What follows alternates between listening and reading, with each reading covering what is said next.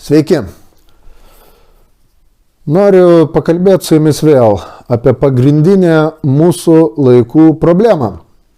Bet jei praeitai laidoje kalbėjau apie problemą esančią aplink mus, tai yra objektyviai, tai šioje laidoje jau noriu pakalbėti apie pagrindinę problemą mumyse. Tai yra subjektyviai, tai yra problema mūsų pačių mąstymo, mūsų pačių jausmų, mūsų pačių nusistatymo, požiūrio į save, į kitus, į gyvenimą.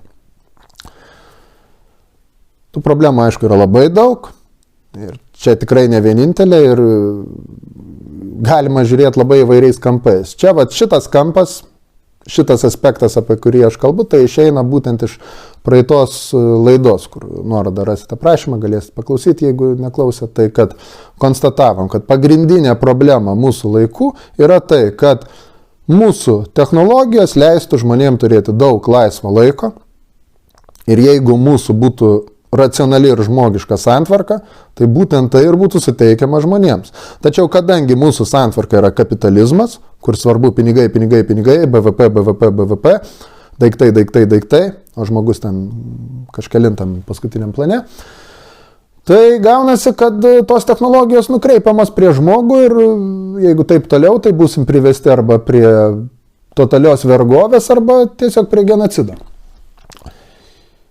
Ir iškėliau klausimą, tai kodėl, ir pabrėžiau, kodėl po velnių mes, tai yra paprasti žmonės, kurie kaip ir gyvenam kuklų tokį, ne kažkuo ten labai ypatingą turtuolį ten ar oligarchų gyvenimą, kodėl mes nieko nepadarom, nieko nekeičiam, kodėl alternatyvos dabar ir čia nėra. Ir atsakymas į tai ir yra toje pagrindinėje mūsų laikų subjektyvėje problemoje. Taigi, problema. Aš manyčiau, ji turi kelis lygmenis. Pirmasis lygmuo tai yra, kad tiesiog net nebėra idėjos apie kitokią visuomenę. Kaip suprast? Prieš 14 metų išėjo angliškai tokią knygą pavadinimu Capitalist Realism, tai kapitalistinis realizmas.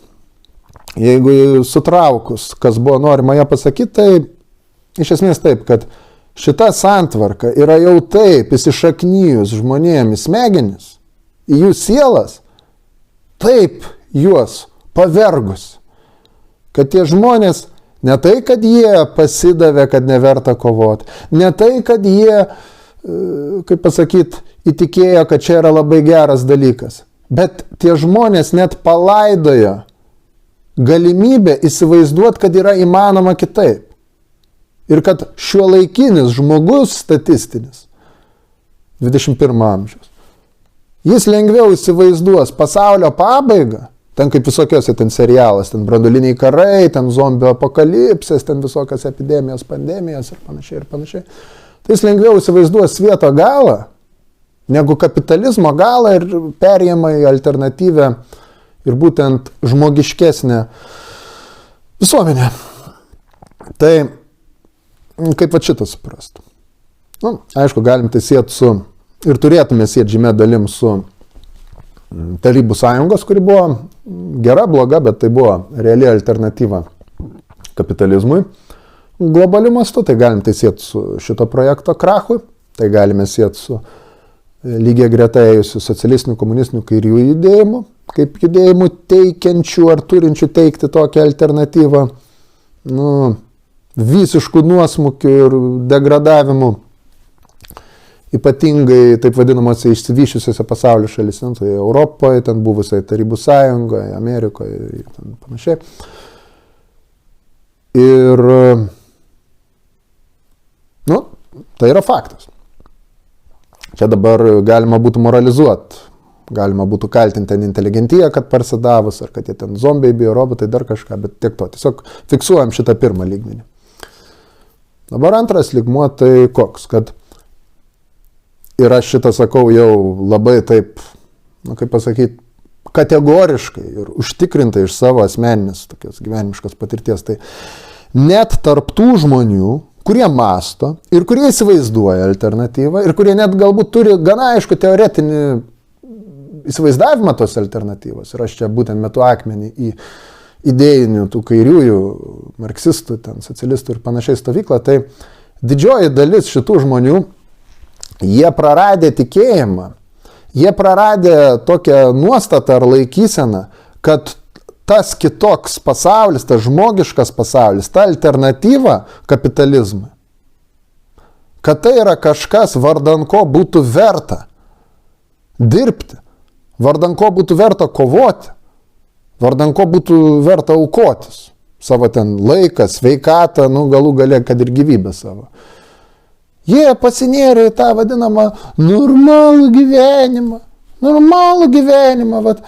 Tiesiog būk kaip visi nori eiti darbų, kad visi nori susirasti tenai antrą puselę, tenai, su kuria kartu pasiimsim kredituką, nusipirksim butuką, turėsim vaikiuką, gerai, vaikiukas nebemadinga, nusipirksim šuniuką ar kelis šuniukus, vat ir taip gyvensim, žinai, Netflixą ten išsinuomosim, žiūrėsim, oi, kaip mums bus gerai, kartais nuvažiuosim nuskrisim į Maldyvus ar ten Maljorką ar dar kažkur, bla, bla, bla, bla, bla, bla, bla, bla, bla.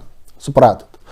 Tai šitas, agregoras, jis yra toks galingas, jis yra toks viską apimantis ir viską visur įtraukiantis, kad jis veikia ne tuos, kurie atrodytų priešyra, ne tuos, kurie atrodytų suprato kažką kitaip.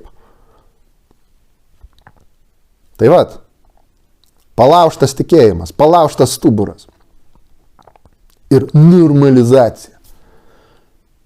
Ir trečias lygmuo, jau toks pats pamatinis, toks, aš net nežinau kaip pasakyti, toks, jau egzistencinis.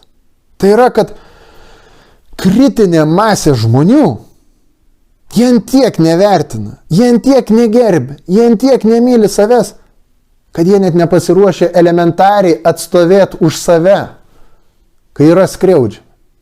Čia galioja tiek darbe, kai vadinamas darbdavys, ar šefas kažkoks to darbdavio pasamdytas tave žemina, primetinėja tau viršvalandžius, kurių tu neprašėjai, ar neapmoka, ir prašo kažkokių paslaugų, aiškina, kad mes šeima ir dėl to tu mums čia kažką įpareigotas. Aišku, kai ta šeima baigėsi, kai tu nereikalingas ir kaip sena ten kojinė atsiprašant keurą tave išmeta iš šiukšlyną.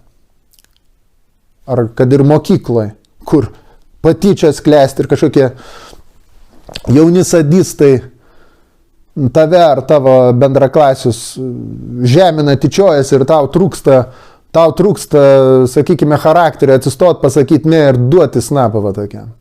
Tai elementarūs dalykai. Nuo šito turi prasidėti. Turi prasidėti nuo kasdienio to pilko gyvenimo. Kur tave engia darbe, kur tave engia mokykloje, kur tave engia kad ir šeimoje. Kad visada žiūrėk teisybės, niekada nebijok atstovėti už teisybę. Žmonės bijo, tyli, taikstasi, galvoja, ką padarysi, gal kažkas kitas. Ir tada kas išeina iš to? Laukiam gelbėtojo, laukiam Trump, ten ar Putinas, ar ten dar kažkas ateis čia išgelbės. Tai čia pagrindinė problema. 3 lygmenimis. Nėra idėjos, idėja mirus. Nėra tikėjimo net tarp tų, kur dar kažkokią idėją palaiko. Nėra pasiryžimo, nėra normalaus nusistatymo. Ir galiausiai nėra elementariai, sakykime, mandagiai, nėra stuburo. Tiesiog atstovėti už save, nes jeigu tu neatstovi už save ir tu neatstovi tada už savo draugus, už savo giminaičius, kai jos skriaudžia, tu tikrai už kažkokias idėjas nekovosi. Tikrai.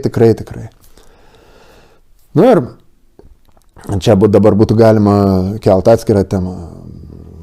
Ką daryti, kaip daryti, čia tokia makro lygi, tai labai jau sudėtinga.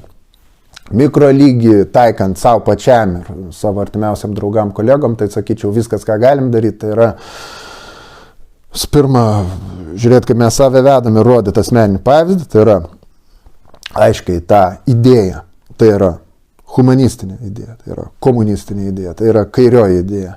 Idėja, kad mes galim kurti visuomenę, kurti gyvenimą bendradarbiaujant, kartu dirbant, neišnaudojant vienas kitą. ir orientuojantis į tai, kad žmogui gyvenime reikia ne daugiau, mano, aš verchas, tu duchas. O kad žmogui reikia dirbti mylimą darbą, reikia mylėti save, mylėti kitus žmonės, mylėti gyvenimą ir kad jį mylėtų kiti. Ir žmogui daugiau nieko nereikia. Ir jis tiesiog gali imti ir gyventi. Vat mes turime šitą idėją kelt kaip vėliavą. Patys turime būti tos idėjos vėliavą.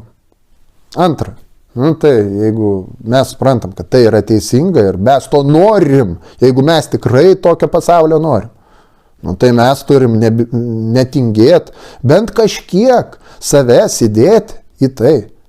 Kaip kad visokios religinės bendruomenės įdeda į savo veiklas, ten visokie Jehovos liudininkai, ten amišai ar mormonai, ar ten krišnaitai, ar dar kažkas. Kaip pavyzdžiai tiesiog. Ir galų gale turim nebūti duchais. Jeigu matai, kad kažką skriaudžia ir tu gali kažką padaryti, tai daryk. Jeigu tau lipa ant sprando, nusimesk nuo sprando. Parodyk, kad neleisi iš savęs tyčiotis. Va, ir pavyzdžiui, bandyk užkrėtinėti kitus. Na, aišku, jau jeigu tokiu makro lygiu žiūrint toliau, tai reikia burti kolektyvą, reikia dirbti, reikia organizuotis ir skleisti gerąją žinią. O geroji žinia yra ta, kad, kaip bebūtų tamsu ir liūdna ir beprotiška, yra įmanomas ir kitoks pasaulis ir vardan jo verta gyventi, verta darbuotis ir pagal savo kuklės išgalės mes gyvenam ir darbuojamės. Tai va tokia būtų pagrindinė mintis. Tai va, kaip visuomet, dėkoju, kad žiūrėjot, dėkoju, kad paremėt. Čia žiūrėkit saitą, paremkite, jei patinka, rašykit komentarus ir taip toliau ir panašiai. Tai ačiū Jums išdėmesi ir iki kitų laidų. Sėkmės Jums.